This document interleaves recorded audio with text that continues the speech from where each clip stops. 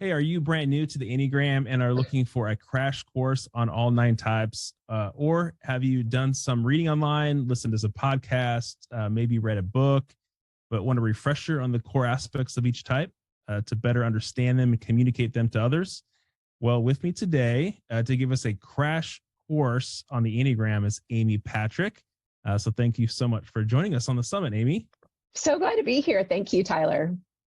Well, let me introduce you to the audience. So Amie has served in a variety of ministry roles, including church planting and pastoral ministry for 30 years. She is a writer, teacher, and Enneagram instructor and soul care provider with Crosspoint Ministry, which we'll talk a little bit more about. Amie is passionate about helping people move towards a deeper relationship with Christ and healthy relationships with others through contemplative spiritual disciplines and greater awareness of our bodies and emotions as an integral part of our faith. And before we jump in, Amie, I want to let people know where to find you Sure. after this interview. So they can find you on Instagram at Amie, that's AMIE .Patrick on Instagram. On Facebook, it's just your name, Amie Patrick. And then also you do teaching with Crosspoint Ministry. Yes. So that's just cross, CORSS point, POINT ministry.com. And we're going to talk a little bit more about the courses that you teach there. But first of all, what is your Enneagram number, Amie, and how did you come to know the Enneagram? Yeah, so I am a 9 on the Enneagram, and I had taken, the Enneagram assessment and was familiar with it many, many years ago, just as kind of a part of, learning about a lot of these personality profile tools that are out there. Was using a lot of those, including, Myers-Briggs, DISC, StrengthsFinder, some of those other ones, in the context of really helping leaders, understand themselves, find their sweet spot, all of those good things. And so I knew my Enneagram number absolutely resonated with 9 and was familiar with that, but didn't really, understand the Enneagram as a transformational tool until we, my husband and I really hit a point of personal crisis. We had planted a church several years prior, about 15 years prior, and he really just personally imploded is probably the simplest way for me to describe that, and was fired from the church that we planted, which was obviously devastating for us and for our family. Yeah, it was the Journey in St. Louis, correct? Yes, correct. We planted the Journey in St. Louis, yes. So, we ended up getting significant help from Crosspoint Ministry, who used the Enneagram in a way that was brand new for me and really helped me understand, kind of how do we deal with ourselves, for lack of a better way to say it, in a more integrated way. And I would say even in a more biblically comprehensive way that really, looks at our sin and our wounds and our story, really integrates our emotions, our bodies, all of those things. I was coming from a theological paradigm that was certainly more cognitive, if not exclusively cognitive, I would say. So, kind of coming into a new understanding of those things was huge for me, and the Enneagram played a huge part in that. You've been in ministry for a long time and know the Enneagram really well. I actually watched your talk on Liberty University stage, and when I was first starting out, so that was very helpful for me. Good. I'm glad to hear that. Yeah. Okay. Well, let's start with type 1 and then move our way through. All right. So ones, we can put lots of labels on these Enneagram numbers. Ones are sometimes called the moral person, the good person. Sometimes I don't love it as much, but sometimes the perfectionist, although that can, sometimes be true. But ones are typically people who have very high standards, both for themselves and other people, really, usually, typically pretty morally oriented or oriented towards a sense of right and wrong, that there really is a right way and a wrong way to do things and to approach life. And they have a lot of energy around that, I would say. I think it's surprising sometimes to know how energetic, ones can really be, sort of around this sense of wanting to improve things, wanting to help things be better, especially themselves. They want to improve things around them, but they are really want to be better themselves personally, which is a wonderful quality to have, to want to do things well, and to be the best that we can. Ones are usually really good with the details, often good with quality control. When I do corporate Enneagram work, I often talk about ones as being just great quality control people. They're going to edit things well. They're going to see what needs to be fixed. Just very truly good people in the sense of wanting to do things well, often punctual, ethical, honest. They're going to do their best to meet their standards a lot of times. So lots of energy around those things. I think quality control is their middle name. Yes, what I yes. say. And which is a gift. And you're right. Perfectionists really sort of describe the self-preservation one, I think, the most. Yes. We'll talk about subtypes today as well. Milton's going to be talking about that. But improver, I think, is what really helps describe all ones. Is they all want to say we can do better, and yes. let's improve things. I think that describes them the most accurate. I do too, and I don't love the perfectionist term, but it is accurate at times that I think, on the lower side of where one can end up, excuse me, they can end up with some perfectionistic tendencies. And when we talk about where ones might get stuck, I think it is around those high standards almost becoming constricting in a lot of ways for them personally and for other people. So people can experience one, sometimes it's uptight and rigid and perfectionistic and, never satisfied. But I think what's so misunderstood about ones a lot of times is they are their own harshest critics. Ones typically have that really loud inner critic. So if you feel like a one is being tough on you, it's important to know that they're probably being a lot tougher on themselves than they are on you. Ones usually somewhere in their story have learned that they stay safe by keeping the rules and by finding their mistakes before anyone else finds them for them. And so, that's kind of a tough place to be operating from. And those self-protective strategies can play in those ways, making it challenging for ones a lot of times. Yeah. I know that ones are surprised when they find out that not everyone has that inner critic voice. Yes. And yes. Not everybody feels such, guilt when they mess up or aren't perfect. Right. And that's hard. I feel like it's like the lizard on C.S. Lewis's character's shoulder. I think it's in The Great Divorce, and it's just always kind of right there, seeking to condemn, to criticize, and it's a really big thorn in the flesh for ones to carry. Yes, I agree, and I think that a lot of the work for ones, particularly in the initial stages, has to do with identifying what is that inner critic saying, specifically, and what does it sound like? And the reality is, it does not sound like the Holy Spirit. It does not sound like the way that God interacts with us. Typically, that inner critic is really mean, and harsh. And so, kind of coming to understand that that's not a voice that is in agreement with God, I think is really important for ones. I love it. Yeah, just recognizing that's a pattern for ones, that's kind of common for all ones, and to listen to the Holy Spirit, not your inner critic. Yes, absolutely. All right. Anything more about ones, or should we move on to twos?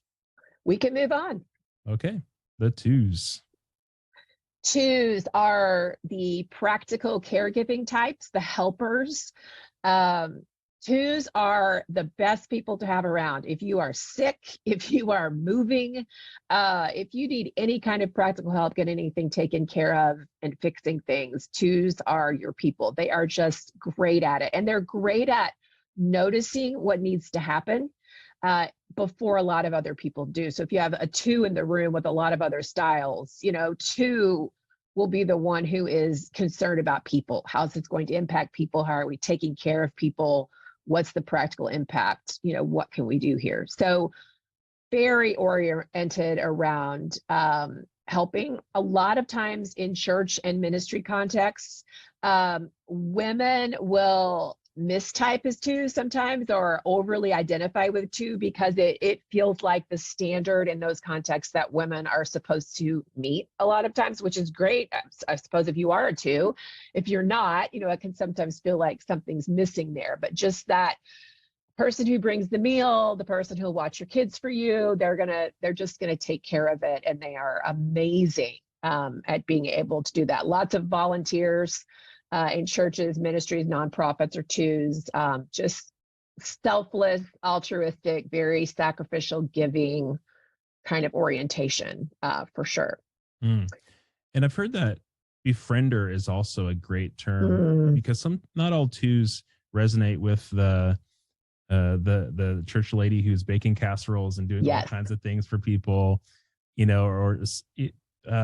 but what's true of all twos is that they are the befrienders. They oftentimes take on the role of best friend, and they just live for that people energy, that those deep connections with people. And oftentimes their scorecard for the day is how many meaningful interactions they've had with people, not getting tasks done or anything like that, but it's just all centered around people.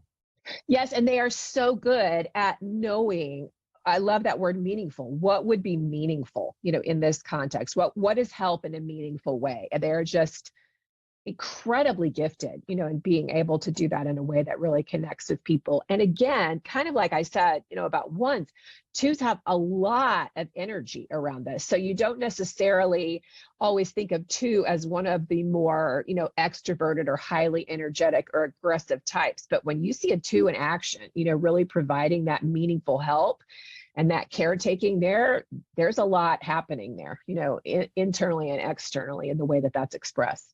Yeah, that's good. And, one of the ways you might know you're a two is if you battle resentment, because twos just always think about their friends and family more. They do more things for them. They just are naturally generous.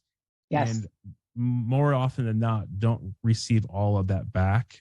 And then will feel resentful that they're doing so much and putting so much time into relationships and they're not getting it back. So I found that's one clue as to know if you're a type two or not.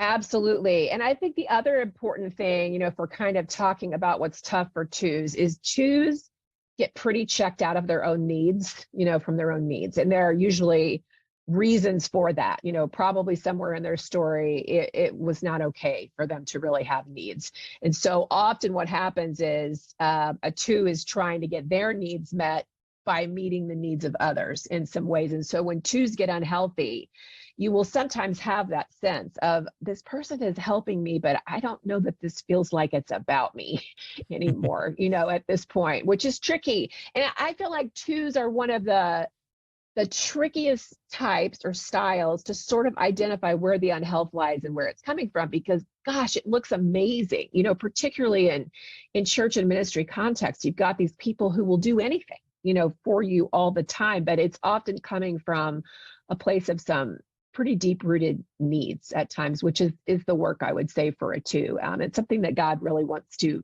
meet them in where they are. And we're going to be talking more about the vices and virtues and the vice of pride for the twos. We'll get into that. But learning the Enneagram, I found, is hard for a two more than other types, because they have this positive self-image about being the helper and befriender in the world. And when they realize that there's a darker side to work through, it can be really, really challenging for them. And one of those that you mentioned of trying to help the world, try to be the Holy Spirit, it's to be a benevolent helper or befriender, to realize that they're overstepping boundaries and doing too much for people. That's a kind of a hard pill to swallow. It is. And the idea of pride is really a hard pill to swallow for twos, I think, because it often doesn't look like pride as we often think of it on the surface. But I often describe it as, twos often live as if they do not have needs, or if their needs are unimportant. And the only one who doesn't have needs is God. The rest of us have needs. And that's a normal part of our, human experience. And so it's pride often in a way that we don't think about pride, which could just take some time and some work and some prayerful intention to kind of get to the bottom of. I agree. All right, let's for the sake of time, let's keep moving to type Yeah. 3, the best Type number, I might 3, add. the best number, of course. Yes. Threes are amazing. I've done more Enneagram work than with threes than any other type. I was married to a 3 for a long time, so I'm pretty familiar with style 3. Threes That's are, interesting. I'll just say yeah, I was listening to Beatrice Chestnut. Listen to her podcast. She's an Enneagram expert. She was just saying, her and Aranio, her partner, that they have less threes that come for them to coaching than any other number. So that's really interesting to hear interesting. that you get a lot of threes. That maybe in a ministry context that's different. Maybe there's a lot of Ministry, yeah. pastors that are threes, and so that's encouraging to hear Yeah, that threes are ministry coming to get help. context. Yes, absolutely. Ministry context. And I also do quite a bit of Enneagram coaching in some business context. And so I'm often working with, leaders, CEOs, kind of in those corporate contexts where threes do tend to land, a lot of times. So, but they are interesting. I mean, threes like to improve themselves, kind of like ones in a little bit of a different way, but they have a lot of ambition towards that as well, and often are wanting to get some help. So yes, threes are highly energetic, highly driven, ambitious, success oriented types, often end up in leadership roles in one way or another. Very relational, great networkers, great at connecting people, have amazing gifts at that. I often say that I feel like threes have an incredibly unique ability to walk into a room of people and they just know what needs to happen. They just have this sense of who needs to be connected, who do I need to talk to for this thing to happen over here, whatever needs to happen. They're just very good at sensing, what needs to happen there, and have a really unique gift towards that. Very efficient, motivating, see the path forward and the steps that need to happen to get there. Can get so much done. I will never be finished being amazed. Maybe it's because I'm a 9, but the amount of things that threes can get done in any given period of time is just incredible to me. So yes, amazing leaders a lot of the time, and just high capacity, high energy people in so many ways. I love that. And one thing to point out is you've said efficiency a couple of times. And that's huge. Threes love to be efficient. They love to be productive. But there's the stereotype is that all threes are like extroverted and outgoing and salesman type and kind of boastful about their accomplishments. Whereas I'm the self-preservation 3, which is one of the subtypes. It's the counter type. And so I don't look like that. It took me 3 years on my Instagram account to even show my face, because I'd rather you see you looking at the work that I'm doing and be impressed with the amount of work I'm doing or the quality of which I'm doing it with, rather than actually looking at me and being impressed. So as a pastor, I didn't like being on stage that much. I just thought I was setting myself up for failure.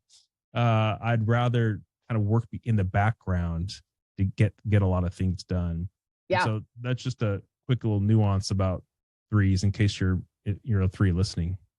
No, I agree. And I think that's such an important distinction because, often what gets talked about with threes is this idea of the image of success, which is important and is a big part of how threes typically operate. But almost every 3 I know will say, I don't think I'm not concerned about my image, because it often leads to thinking about what you're talking about, sort of this very external, whether it's about an appearance or, more public, or however we think about image. But for threes, it really is about defining what is that image of success for me. And typically, when it's something, if someone were to attack it or to say, well, I don't know that you're really that hard of a worker, it would feel like, a huge blow. And so every 3, I think part of that work is just identifying what is this image of success, because threes can get overly attached, to that successful image and kind of lose track of who they are internally. I think in unhealthy threes can be more internally fragile than they appear on the outside, for sure, because they're often doing so much, getting so much done,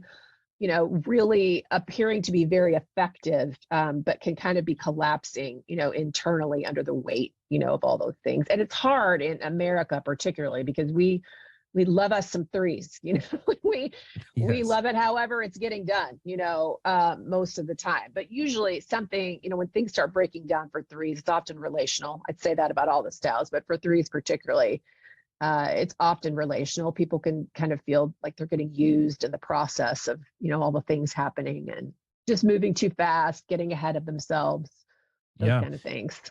Threes are are assertive, like sevens and eights.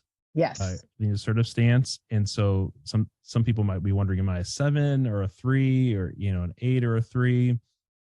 And the difference is that threes are not as self-assured Yes. inside the sevens and eights. They're more self-assured. Threes lack self-assurance, even though they project confidence. I agree. And so there's insecurity a lot of insecurity under the hood, really because there's a lack of perceived value. Like Yes. I'm not valuable in and of myself. And so I have to go work and I have to go achieve in order to, so people can assign value to me. Yes. And so, for example, like if the summit here were to tank and become a failure, I would be tempted to feel like I am a failure. Yes. Because the summit and whatever I do is like attached. It's like a third limb, an extra limb that comes and is a part of me. And so the work that's always there to do and do more of is to distinguish the work and from who I am. Absolutely. People love me for who I am or for what I'm doing. And so I'm sure some people will resonate with that.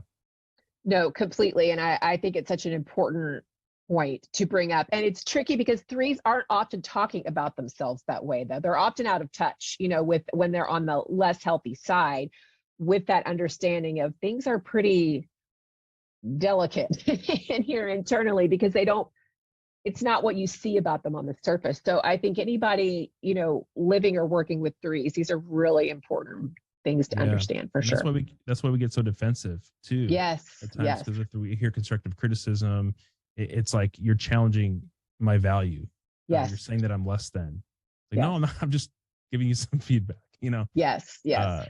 So yeah, but we could talk about threes all day here. So let's keep moving on to. We'll keep moving on to the fours. type 4. Yes, fours.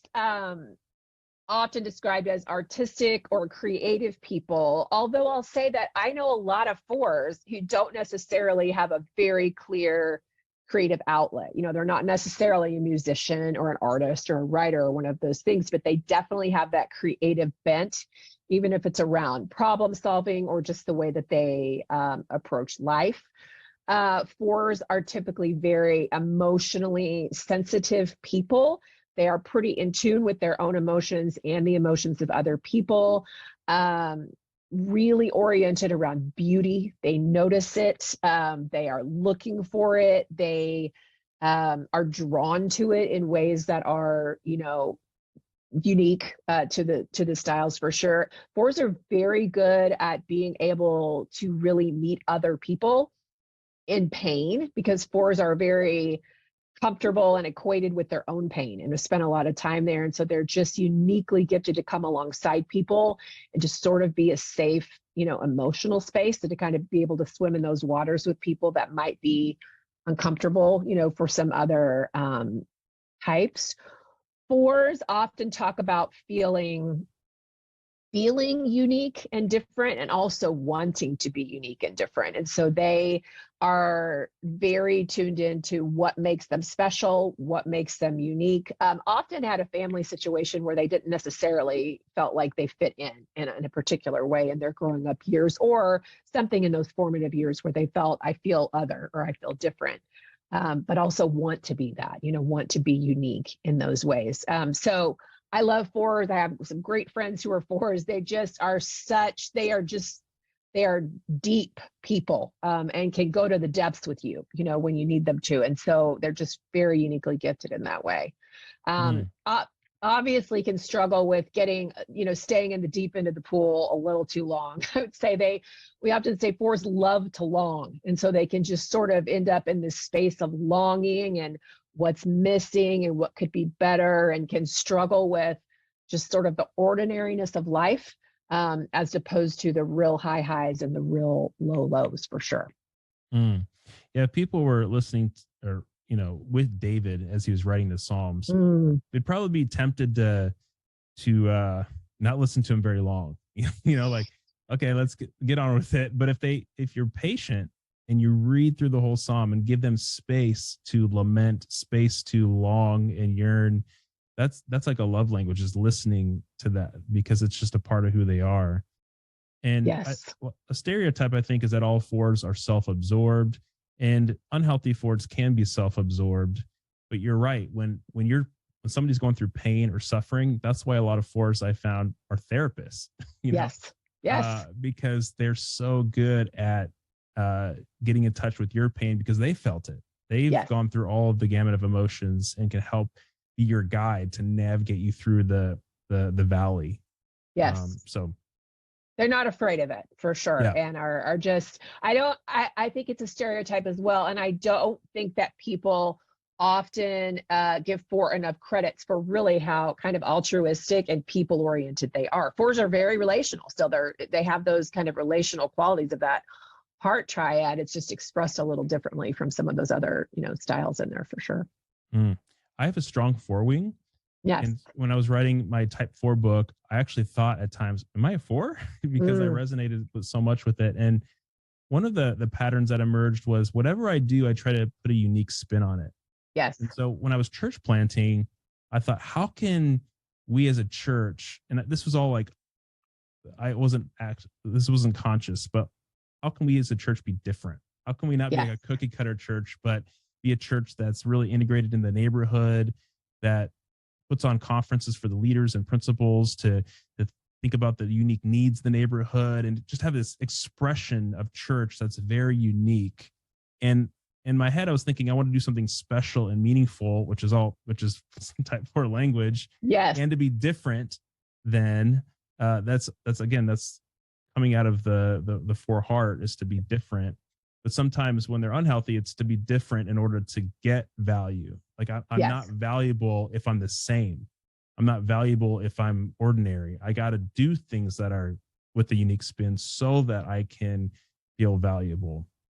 Totally. And I think the healthy part of that, what you're talking about, I think, is a lot around identity, which 2s and 3s will deal with as well, but 4s in this unique way. I think the right part of that is around authenticity. Like 4s, or anyone with a decent amount of 4, really wants to live from this authentic place. I think when we talk about things moving to a less healthy space, it's when that gets exaggerated. And so, yes, the desire, even in church planting, to do something different and unique, that would be a unique expression in that particular place, is so important. But when that gets exaggerated to the point of, but we need to do the most unique thing, or the most special, different thing, I think is when it gets off the rails a little bit for 4s. Exactly. Mm-hmm. Well, that's good. Sorry, Forrest, we have to move on. But there'll be a lot more that we'll talk about. Yes, that's right. You keep diving deep. Yep. So we'll talk about 5s now. Yeah. 5s. 5s are the wise person, is often what they end up getting called. They're very objective, analytical, deeply thoughtful people. Usually very knowledgeable in a number of areas. Like, they have truly done the work of research, understanding a topic, really thoroughly. A 5's ability to sort of stand back from a situation and just objectively look at data is just astounding to me. How they can kind of emotionally detach and be able to really look at the facts and help come to healthy conclusions is just wonderful. Thoughtful in the sense of, they'll be often so quiet, whether it's in a meeting or a relational setting, but then when they talk, it often feels like, oh my goodness, like it's just so profound, the truth and the insight that they are able to offer. Just great thinkers, great sources of information, deep wells, kind of in a different way, not so much in the emotional way, but really in that truly thoughtful way. 5s are amazing. Just such a gift in that way. 5s obviously can get, a little too much in their heads. They can live in their heads and be kind of out of touch emotionally, out of touch with their bodies. There's often, so much more going on up here for fives than it appears to happen on the surface. So they can, get accused of being checked out or not really being present. And they often are very in tune with exactly what's going on, just are not presenting in that way. So relationally, they can get a little isolated at times. Fives, when they're healthy, I think can be such incredibly generous people with the not just information, but just in kind of the giving of themselves. But in a less healthy space, they're pretty protective around their emotional, energy as well, and can come off pretty detached. And like I said, get a little more isolated for sure. Yeah. Fives are great confidants. They're great listeners, and they will keep secrets. I love that fives don't gossip. Yes. And they have, sometimes people don't realize they have the best boundaries, I think, on the Enneagram. Yeah. They're they like their privacy, and they respect your privacy. And so sometimes I think they're skeptical of the Enneagram sometimes because it feels, 1-5 told me it feels like a palm reading. Like he's like, you're reading into my soul and it's making me uncomfortable. Yes. Because they have such, good boundaries and are oftentimes very respectful. And I think sometimes the stereotype is being the reclusive person who is introverted and doesn't want to be around people. And that can be true, but there's a lot of healthy fives out there. I heard Bill Gates is a five. I've heard both of the co-founders of the Bible Project are both fives. Phil Vischer is a five. Yes. And Sky just thought, who he does the Holy Post with, is a five. Yes. So there's a lot of influential fives that we're binge watching and binge listening to because of their knowledge and engagement with the world, not hiding out. And so there's a great amount of healthy fives out there. I completely agree. And I feel like they're underestimated, like for exactly the reason that you're saying. And it's the virtue, but also just this beautiful strength of what they offer, when they're in that kind of place. They offer so much to the world. So yeah, fives are very deep wells, and just so good to be around in so many ways. Amazing. Well, let's talk about type 6, which is actually my wife's type. Nice. And there's a lot of different types of fours. There's a lot of diversity among fours and a lot of diversity among sixes. Yes. And so let's bring some clarity, help the people out by understanding sixes. Yeah, I think you're right. I think sixes, there's a lot of variety there, and they can kind of present in a lot of different ways. But I think what's true for sixes across the board is, I often say they are the stability, safety, security minded people. Like they have those values in mind almost all of the time. They want themselves and the people around them to be safe and to be stable and secure. So in that, they are planners. I often describe sixes as like lighthouses that are just sort of scanning, the horizon for what's out there, and not always in a fearful, negative way. It can be that way, but truly they're looking for what could happen here and how can we possibly be prepared, for all the alternatives. Very prepared people, very responsible people. I think both fives and sixes have a real stability and groundedness about them. When you're with them, you feel like you're standing on flat ground, when they're in a healthy space. And I think that stability in a six often presents as being able to take care of a lot of these things, and be planning and mindful towards them. I experience sixes a lot as being very process oriented and, wanting to make sure that we are following processes and procedures. They can be described as traditionalists in that sense, but I think that's often a healthy balance, for some other styles who are moving ahead at 1,000 miles an hour, where sixes are like, okay, well, let's really look at everything, that could possibly happen here. Let's not move too fast if we don't need to. They can be the healthy brakes, to the gas, I think, of some other styles in those ways for sure. Sixes can be anxious, around a lot of those things, fearful at times in that less healthy space. And it usually, in my experience, is coming from a, part of their story where they were not able to feel like they could kind of lean in and trust themselves, kind of trust what was happening internally as a source of, I know what to do here. And so they can get kind of externally oriented around needing a lot of reassurance, which can present as anxiety at times too. Yeah. So as being married to a 6, I wish I would have understood the Enneagram. It would have helped early on in marriage, because Yes. I'm that naive, optimistic 3 that's like, everything is good is going to happen. God's going to come through, and she's on the opposite end of like, well, maybe, Or maybe more not. she's a realist. Yes. And I just thought that she had less faith than me. Yes. And it's something I talk about all the time. And no, 6s don't have less faith. They are realists. And when they're unhealthy, they will have a disproportionate amount of fear towards the what ifs. What if this happens? What if this happens? What if this happens? And what's ironic is that when they're in those hard situations, when they do happen, usually they're quick on their feet and they know exactly what to do. Like an EMT, just, okay, what do we got to do to fix this and help this person? And so that's one unique thing about them, is they have to watch out for the what ifs. Or Absolutely. maybe you're a 6 if you have the what ifs a lot. What if this happens? What if this happens? But here's the ironic thing, is the stereotype is that they are the fearful deer that just sort of is anxious all the time and hides. But 6s can be the most courageous out of any type. So what came to mind was David.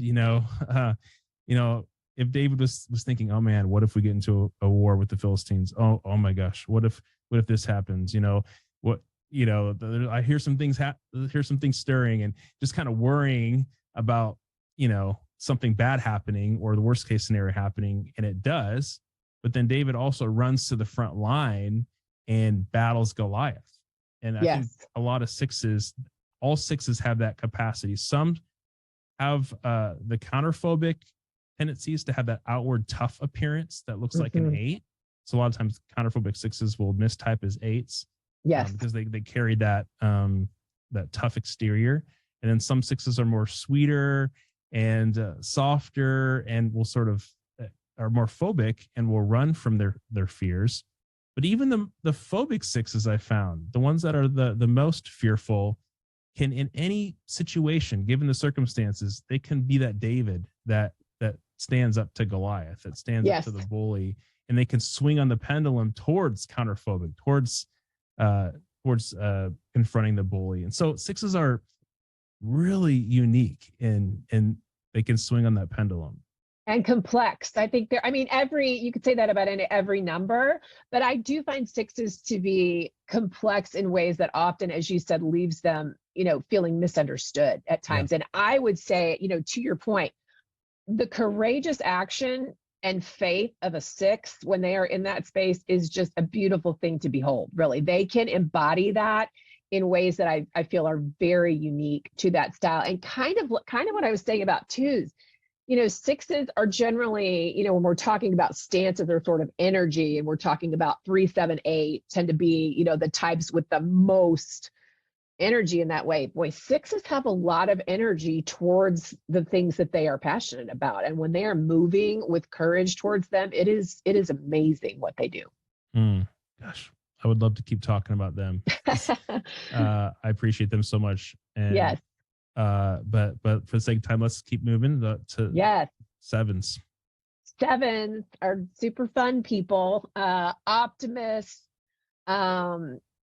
generally, again, highly energetic people, very positive people.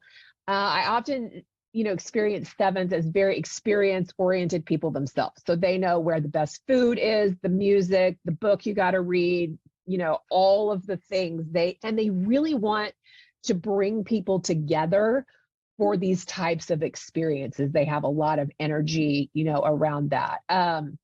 Optimistic to a fault sometimes, obviously, but just high energy. I often describe 7 energy in people as sort of like early college years kind of energy, where you want to do everything all the time. Let's just do it all, and make sure we're experiencing everything. Or all 4-year-olds in the world. All 4-year-olds. Yes.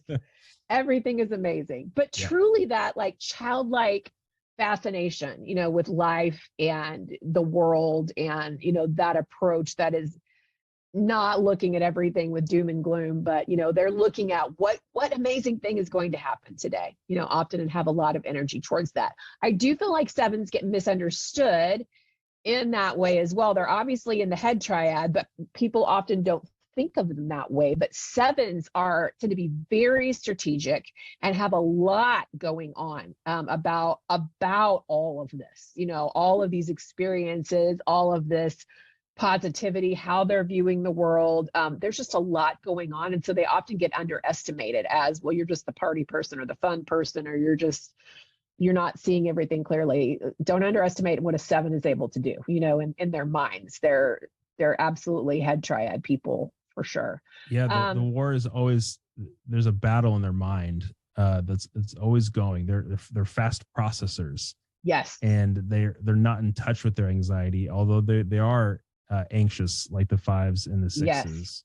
Yes. They're the least aware of it. And so their mind gets going and they start planning. That's one of the ways you know you're seven, is if you're always thinking about the future, what's next, because you're trying to outrun the anxieties behind you. Yes. That's such a great way to say it. Yeah, because sevens do tend to be avoidant, and they're avoiding of pain. They're not avoidant in the way, let's say, a nine, which we'll talk about shortly, is avoidant. But they're, some of that optimism and that glass half full and that let's go do all the things, it can be in service of, avoiding pain over here, which is usually in, someone's story too, when we're kind of talking to those things. So they can get, a bit compulsive about these experiences at times, because there's some avoidance, working in a seven a lot of times. But yeah, high energy, wonderful, fun people to be around. They will celebrate you when you need to be celebrated. You need a seven around you who will celebrate you and celebrate with you, which is such a gift for people who are not as oriented, that way, or in cultures where we're not as oriented that way. So yeah, sevens are lovely people in so many ways. They're great at calling out greatness and creating culture within. I've been in church circles, so creating culture within a church, or I'm sure the marketplace, just creating good, healthy, fun, lively, dynamic, steam building cultures. Yes. And I also know that sevens, you might know you're seven if you hate being limited, bored, or trapped. You like definitely freedom. They like the passage. It's like God death. says, I'm in the heavens and I do all that I please. And seven's like, yes, I want that life. Yes. Very seven energy. Yes. Yeah. And what you said about culture is so true. One of my favorite pastors' wives is a seven. And, she was telling a story about someone came to a first-time visitor came to their church, and it was that person's birthday. And so her immediate thought was, we need to have gifts or something for people when they come to church and for the first time, and it's their birthday. And what can we do to celebrate them? And she said, I'd like to throw confetti on them, but I know that's too far. She just wants to celebrate people and for people to celebrate people in such beautiful ways. So it's amazing, amazing gift. One quick thing too is sevens are very entrepreneurial. Like I think threes and eights are as well, but sevens are master entrepreneurs, I agree. So they love starting things, thinking of new ideas, catalyzing new things, not necessarily sticking with something long term, but that's okay. They can start things and hand it off to three or somebody else, and keep going. And I feel like that's underestimated about sevens a lot of the time too. People, they have kind of that determination towards that sort of entrepreneurial emphasis that I think people don't see about them a lot of times, but they have it. Yeah. All right, type eights. Type eight. Another stereotype number. It is challenging, especially if you're female eight. It is. Yeah. Yes. So let's talk about eights. So much stereotyping around eights, which is so unfortunate because eights are such amazing people. I have several women friends actually who are eights who are just amazing people and leaders. But eights tend to be a more dominant, aggressive, high energy, powerful kind of person. again, I think the stereotype is that they're always the loudest, most extroverted person in the room. And I know a lot of eights who really don't embody the energy in that kind of way, but you do sense power when you are around them. Like when an eight comes into the room, people can often feel it, that they just carry a sense of strength, power, etc. Sometimes I find it to be a quieter strength, but you still can feel that tower of strength there. Eights are direct. They are not afraid to be confrontational. Healthy eights don't always have to be in a conflict, but they can go there when they need to. It can go there pretty easily. Tend to be very black and white thinkers. I think it's helpful to distinguish, ones tend to be black and white thinkers out of more of a moral proclivity. Eights are just, it's easy, it's more practical. If it's this or this, it's an easier way to move forward more quickly. Leadership capacity, usually like crazy, can really get things done. Very definitive, often in the way that they are approaching tasks. Dominant, but not always in an overly aggressive sense, just powerful, strong people. And as you said, if you're a woman who is an eight, particularly in a church or ministry context, hopefully we're making some progress there, but it could be a challenging place to be, because I think if we're honest, behavior that might be tolerated in a male eight is not always looked at positively in a female eight, even if it's just, her kind of being herself in those ways, for sure. On the, lower side, eights can be overly dominant, aggressive, bullies. In my experience, though, it's usually they are just out of touch with how they are being experienced, how they are coming across, can be kind of clueless about, how that power is presenting, and particularly the kind of relational dynamics that it's creating. It's so good. I've, been around unhealthy eights, and it's really challenging when you're around an unhealthy eight. They're like, I say eights are like snow plows. I'm not sure if that's Beth McCord's language or where I heard that, but they push everything forward for the team to help you do what you need to do. And they're so strong. They'll go after those hard conversations and lead the way. But when the guy driving or woman driving the snowplow is drunk, then they start swerving and taking out pedestrians. Yes, and great can analogy. take out pedestrians. But when they're healthy, and I co-led a church for the last 4 years with an eight, and I love how eights, when they're healthy, are just they help say, hey, come charge the mountain with me. Let's do the things that nobody else says we can do as a church. And they're so inspirational.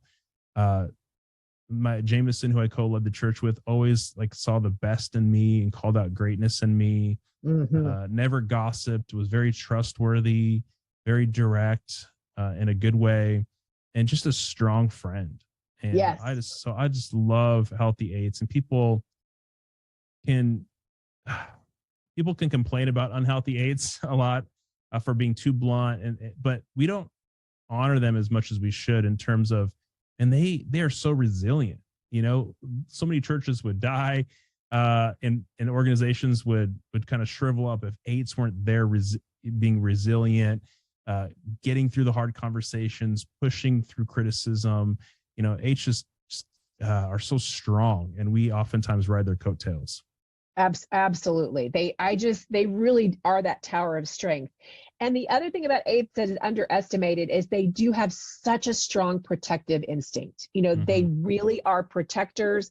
They want to stand up for the little guy or the person who is marginalized over here. I find them to be one of the most compassionate, if not the most empathetic styles on the Enneagram, when you kind of get underneath and understand what the motivation is. But because they don't always present in that warm and fuzzy way, we don't see that a lot of times. But I could name several eights who are so protective. And I have one friend in particular who, if she feels like someone has been mean to me, she is on it. She is not going to tolerate that. So just don't underestimate how much an eight cares, in those kinds of ways, and how a lot of that power is around that carry. That's a good segue to type nines, because nines have a difficulty standing up Yes. in those kind of situations. But they're sweet and they're lovable. But Yes. 8s sometimes are like a fine wine. They're acquired taste, but they will stand up for you in a second to protect you, you know? Yeah. So again, yeah, love those 8s. So should we move to 9s now? Let's move to 9s. Yes. 9s are often called the peaceful person. They are very devoted to not just peace in their environment and around them, but peace within themselves.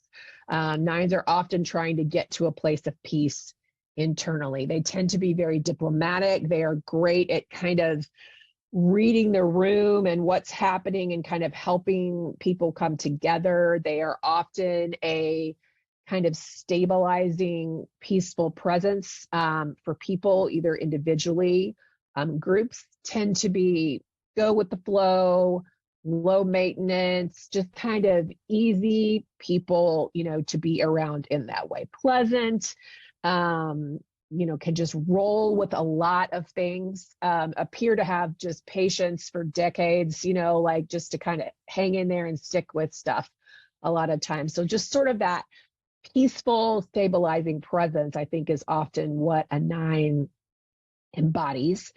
On the less healthy side for 9s can get very checked out of their own lives. They are very oriented around the preferences and desires of other people, kind of like a 2. 2s and 9s can look alike in some of those ways.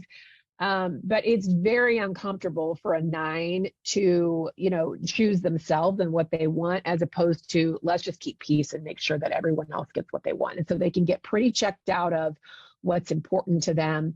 That low maintenance stuff looks nice and looks easy, but it can be a way that 9s just aren't showing up, all the way in life. It's like half present sometimes. So sometimes when a 9 is less healthy, what people really don't feel from them is sort of a full sense of an embodied person. It's a full sense of self. You feel like you're just kind of getting whatever they feel like they need to show up as in that particular way on that day.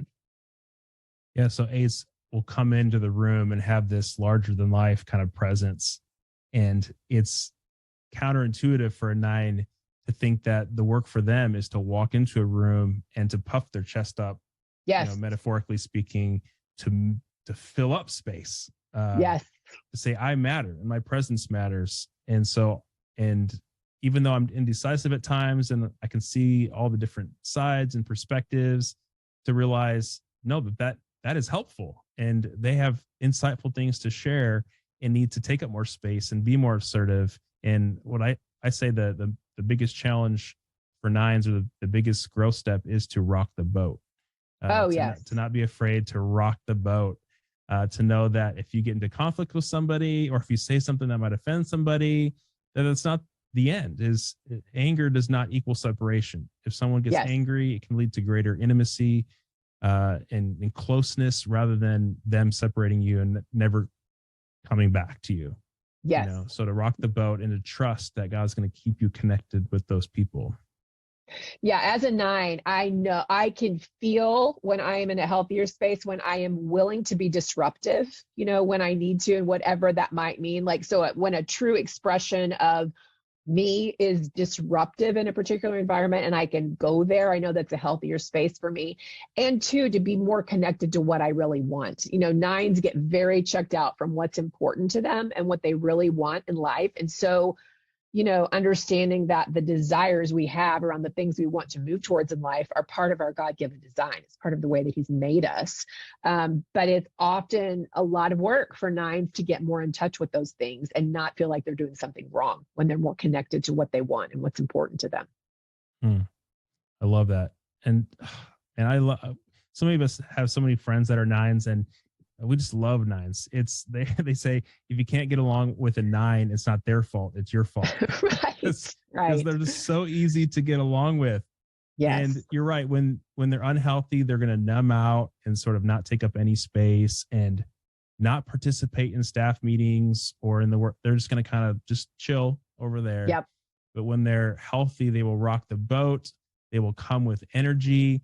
And I really see like you're an example of a healthy nine, because as a nine, you understand all of the sides, all the 9 different Enneagram types.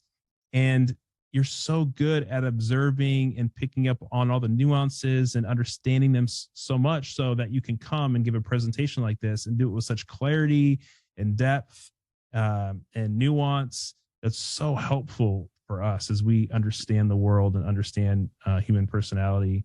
And so, like we're getting just a good illustration here of a healthy nine. So thanks for being here. This is amazing.